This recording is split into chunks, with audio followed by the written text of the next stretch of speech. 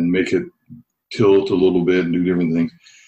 And to overexpose something with bright light takes a lot of light, because the exposure drops off by the square of the distance. If you have a light here and you have a wall here, and you turn that light on, there's a certain brightness on that wall. You move that wall twice as far away, you have half the light. So the light drops off by the square of the distance. So to have a light that's floating around that bridge that would overexpose the walls and just, blaze away and make everyone, and literally have the crew and everybody like, wow, because they would react to that brightness, for real. So it was a strobe tube, and it was incredibly brilliant. We actually had a semi-truck outside, but the entire semi-truck was the capacitor to drive that strobe tube. It was huge. Remember, this is, 1979. And then we had a computer that we could program to make the strobe change its pulses in different ways, make it, round, or stop, so we could control the way that it exposed and the way it, so it could interact with things if we wanted to do that. It was a brilliant design, and we shot that footage before Able Studio was no longer involved. And I had a whole design for what the energy probe was going to look like and how we were going to make what was then matted into the middle of that brightness. And it was a really great rig with all these armatures that spun around that were projected on to make this cocoon-like thing that was continually changing shape and a living thing. Instead of being just a fixed shape, it was something that was like really living and changing and moving within that light. And the eventual solution that Apogee came up with was a Mylar gag, and they didn't have time by the time they got to it to be able to do anything as elaborate as I had planned.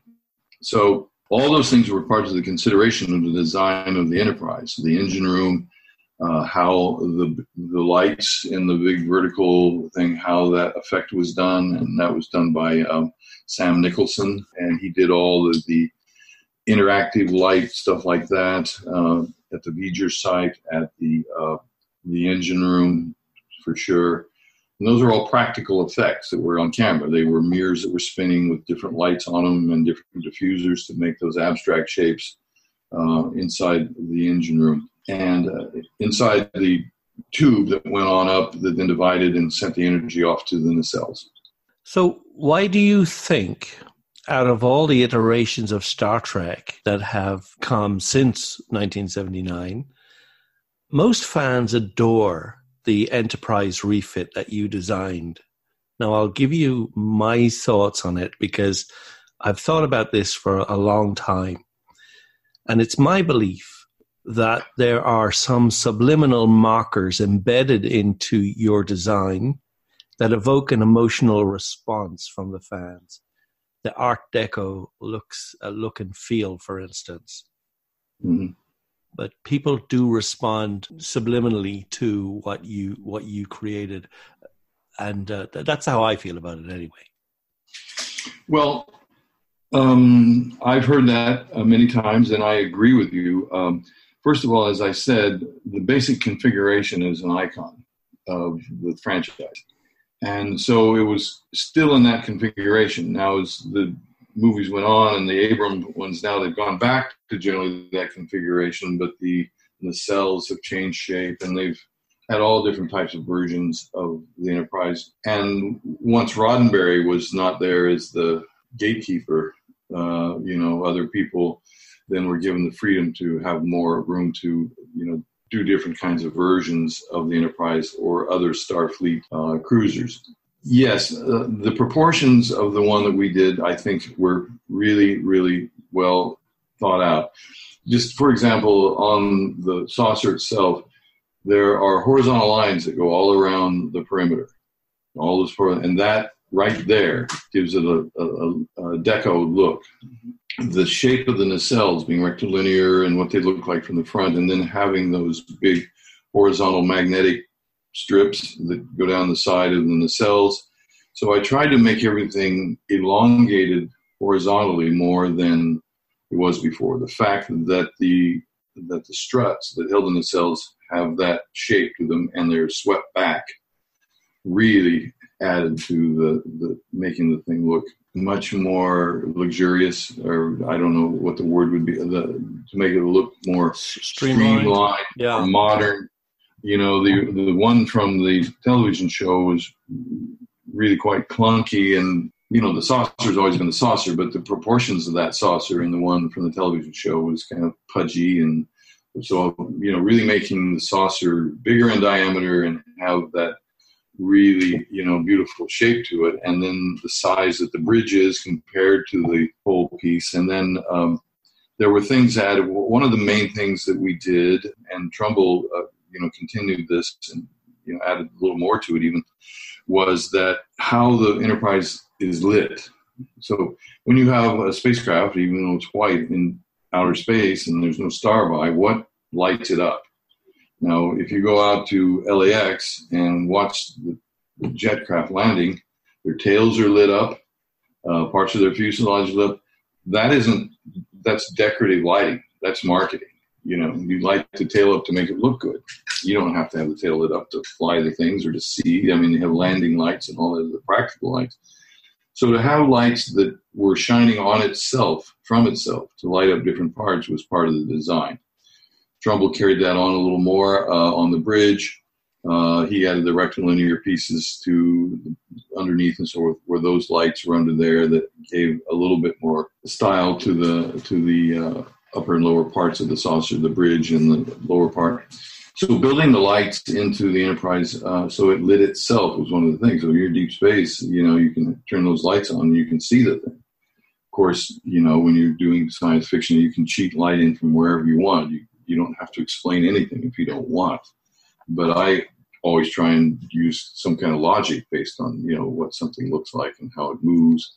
And then that it moves appropriate to its scale, and then it moves in ways that seem physically correct. I mean, in outer space, you don't have to bank to turn, right? You're not in air. So you can literally just turn horizontally. You know, the craft can just change direction. You don't have to fly like the fighters and all of the stuff in Star Wars. It's boring if you don't have that kind of change of shape, or change of axes when something is moving, because it gives you a sense of where something is going, what it's doing. If it doesn't have that, it's really quite boring. You know, if you had a dogfight in outer space without that kind of angular movement to the thing, it would be just these things sliding left and right and up and down.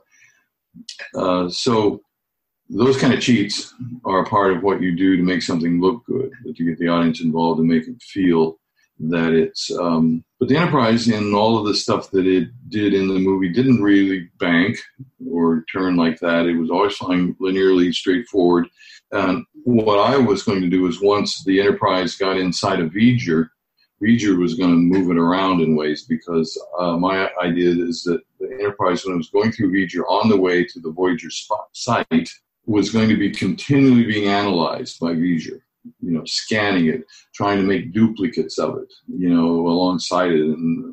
And that the inside of V'ger was all a living organism, where you look at a solid shape and you think it's a solid shape, and then it breaks into like a bunch of bees, the bits that make the thing, and they, like a swarm, take off and go over here and reform over there. So that there was this kind of living thing, and there was, you know, inside of V'ger. So the Enterprise was going to get turned and rolled over and spun around and different things as it moved through V'ger. That never happened. That's the way they designed V'ger. And what happened, they ended up doing Spock's spacewalk and you know, other things that Doug came up with as far as what happened in and around V'ger. So going back to the Enterprise, your basic question is why is that such a popular one? And I think, number one, because it was the first feature one, so it set the precedent. The way it was presented, the whole introduction to it was, you know, really well done, to make you appreciate it, to make you look at the details, you know, to fly around it, and so you're like Kirk, that you're getting this romantic view of the thing. So I think the way the film really helped.